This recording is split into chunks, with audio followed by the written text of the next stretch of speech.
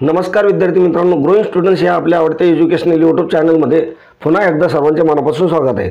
बघा विद्यार्थी मित्रांनो, 7/11/2025 रोजी जो धर्मदाय आयुक्त पद भरतीचा पेपर झाला होता, त्या पेपरमध्ये कशा प्रकारचे प्रश्न परीक्षेमध्ये विचारण्यात आले होते ते या ठिकाणी आपण एक महत्त्वपूर्ण व्हिडिओ घेतलेला आहे। विद्यार्थी मित्रांनो, हा व्हिडिओ सर्वांनी शेवटपर्यंत बघायचा आहे। व्हिडिओ आवडल्यास त्याला एक लाईक नक्की करायचे, चॅनलवर नवीन असल्यास चॅनलला सबस्क्राईब करून घ्यायचे, कारण तुम्हाला अशी महत्त्वपूर्ण माहिती नक्कीच आपल्या चॅनलच्या माध्यमातून मिळत राहील।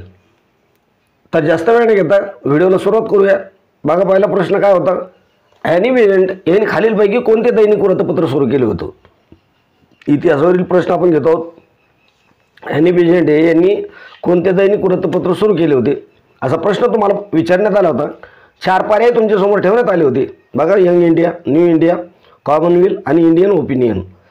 योग्य उत्तर तुम्हाला द्यायचं होतं। कोणतं होतं? योग्य उत्तर होतं पर्याय नंबर 2, न्यू इंडिया। हे जे वृत्तपत्र आहे हे यांनी सुरू केलं होतं। त्यानंतर पुढचा प्रश्न होता बघा, भारतीय असंतोषाचे जनक म्हणून कोणाला ओळखले जाते? सोपा प्रश्न होता।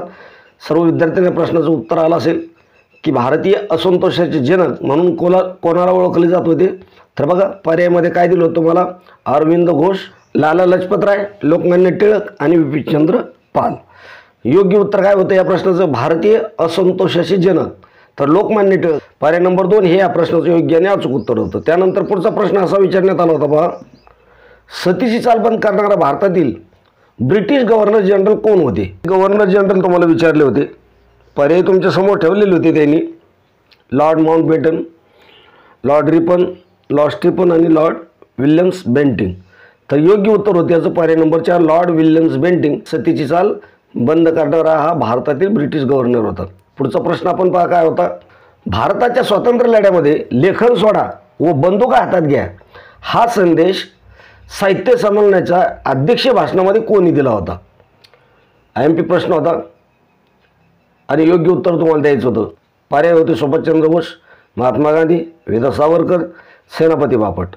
योग्य उत्तर काय असेल याचं योग्य उत्तर होतं बघा पर्याय नंबर 3, विदा सावरकर यांनी हा संदेश दिला होता। त्यानंतर पुढचा प्रश्न होता, पन्हाळा हा किल्ला खालीलपैकी कोणत्या राज्यामध्ये? पन्हाळा किल्ला कोणत्या राज्यात येतो?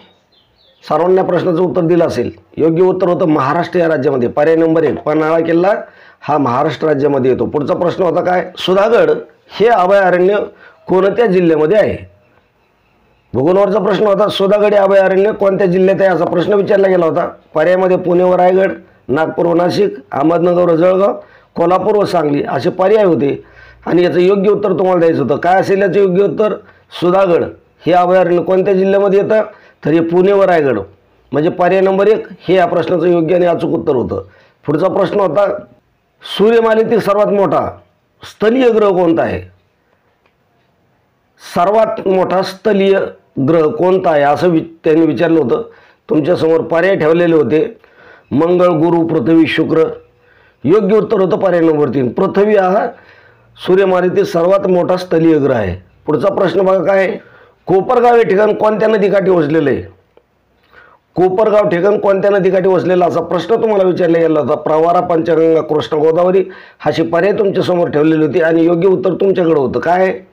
कोपरगाव हे कोणत्या नदीच्या काठी आहे?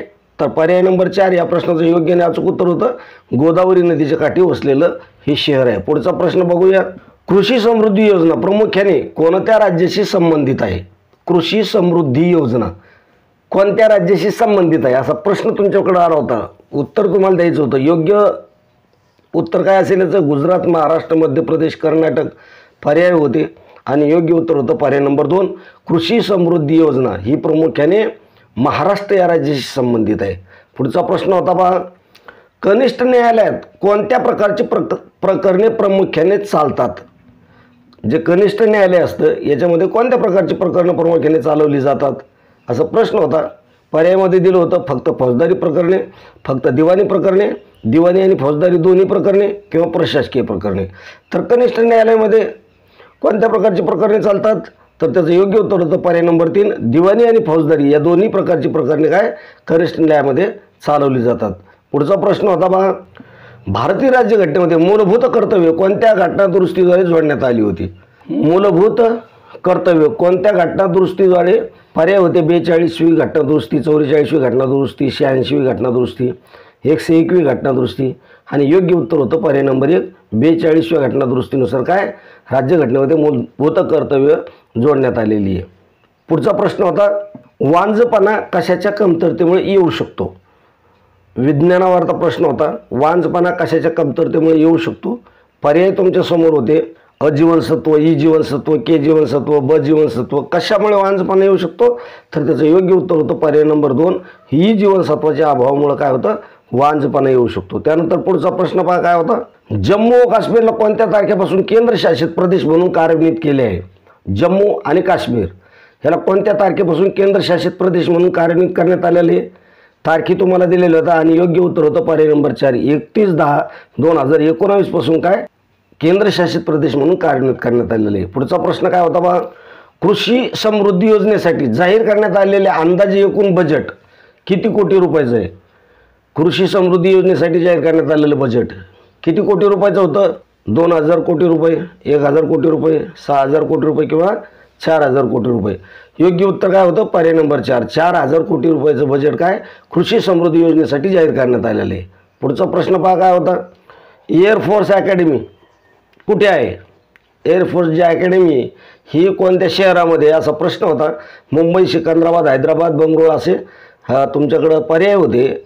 योग्य उत्तर होतं त्याचं पर्याय नंबर 3 हैदराबाद या शहरामध्ये काय एअरफोर्स अकॅडमी आहे. पुढचा प्रश्न पहा काय होता महाराष्ट्राचे 2011च्या जनगणनेनुसार स्त्री पुरुष प्रमाण काय आहे. स्त्री पुरुष प्रमाण तुम्हाला विचारलं होतं महाराष्ट्राचं 2011च्या जनगणनेनुसार 920, 925, 900, 975. योग्य उत्तर काय होतं पर्याय नंबर 2 2011च्या जनगणनेनुसार स्त्री पुरुष प्रमाण किती आहे 925 इतकं होतं.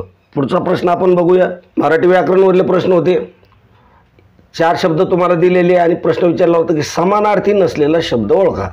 4 पर्यायापैकी समानार्थी नसलेला शब्द तुम्हाला विचारलेला आहे. जल, पाणी, उदक, नीर समानार्थी नसलेला. आता जल, पाणी, उदक, नीर चारही समानार्थी आहे परंतु पाण्याची जर दुसरी विलंटी असती तर तो सुद्धा समानार्थी झाला असता म्हणजे यापैकी वेगळा शब्द म्हणजे पर्याय नंबर 2 हे या प्रश्नाचं योग्य उत्तर होतं. पुढचा प्रश्न पहा काय होता पृथक या शब्दाचा समानार्थी शब्द कोणता. पृथक या शब्दाचा समानार्थी शब्द पृथ्वी, पार्थव, प्रच्छा, निराळा. योग्य उत्तर येईल याचं पर्याय नंबर 4 निराळा. पुढचा प्रश्न आपण बघूया कोकिळा घरटे बांधत होती कोणत्या काळातलं वाक्य आहे. काळ ओळखायचं आहे. बघा पर्याय काय दिले अपूर्ण भूतकाळ, अपूर्ण वर्तमान काळ, अपूर्ण भविष्यकाळ, पूर्ण भूतकाळ. योग्य उत्तर येईल अपूर्ण भूतकाळ. कोकिळा घरटे बांधत होती. पुढचा प्रश्न आपण बघूया कोळसा उघडावा तितकाच काळा या म्हणीचा योग्य अर्थ कोणता आहे. कोळसा जेवढा उघळला तेवढा काळाच निघतो या म्हणीचा योग्य अर्थ तुम्हाला द्यायचा होता.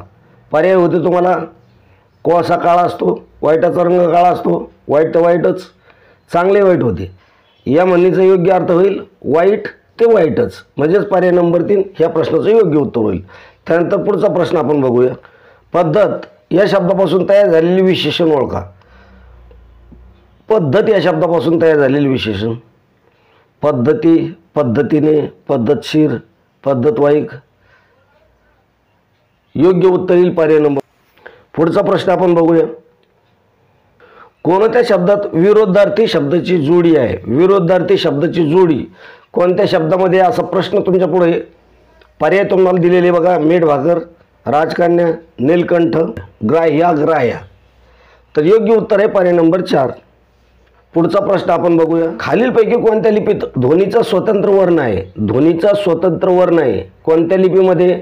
पर्याय आहे मोडी लिपी, देवनागरी लिपी, अरोष्टी लिपी आणि धावलिपी. योग्य उत्तर काय येईल पर्याय नंबर 2 देवनागरी लिपीमध्ये काय ध्वनीचा स्वतंत्र वर्ण आहे. त्यानंतर पुढचा प्रश्न आपण बघूया ई हा कोणता स्वर आहे. ऱ्हस्व, दीर्घ, संयुक्त, स्वरादी. ई हा कोणता स्वर आहे. योग्य उत्तर द्यायचे. काय असेल योग्य उत्तर पर्याय नंबर 1 ऱ्हस्व. ई हा कोणता स्वर आहे तरी ऱ्हस्व स्वर आहे. पुढचा प्रश्न आपण बघूया खारीक या शब्दाचा अनेक वचनी शब्द कोणता आहे. खारीक या शब्दाचा अनेक वचनी बघा खारका, खारीक, खारिका, खारका. काय योग्य उत्तर असेल पर्याय नंबर 4 खारीक या शब्दाचा अनेकवचनी शब्द कोणता आहे? खारका. तर विद्यार्थी मित्रांनो, पुढचा प्रश्न पाहण्या अगोदर आपण एक तुम्हाला रिक्वेस्ट करू इच्छितो की अजूनपर्यंत तुम्ही जर आपल्या ग्रोइंग स्टुडंट्स या यूट्यूब चॅनलला सबस्क्राईब केलं नसेल तर आता सबस्क्राईब करून घ्या. अशाच प्रकारे महत्त्वाचे अपडेट्स आपल्या चॅनलच्या माध्यमातून तुम्हाला भेटत जातील. पुढचा व्हिडिओ पाहण्यासाठी बेल आयकॉनला ऑलवर सिलेक्ट करून ठेवा. व्हिडिओ आवडत असेल तर त्याला एक लाईक नक्की करा. आपल्या दोस्त मित्रांमध्ये व्हिडिओ शेअर करत चला. तर आपण या व्हिडिओमध्ये या ठिकाणी थांबूया. भेटूया अशीच महत्त्वाची अपडेट घेऊन पुढच्या व्हिडिओमध्ये. तोपर्यंत जय हिंद, जय महाराष्ट्र. धन्यवाद मित्रांनो.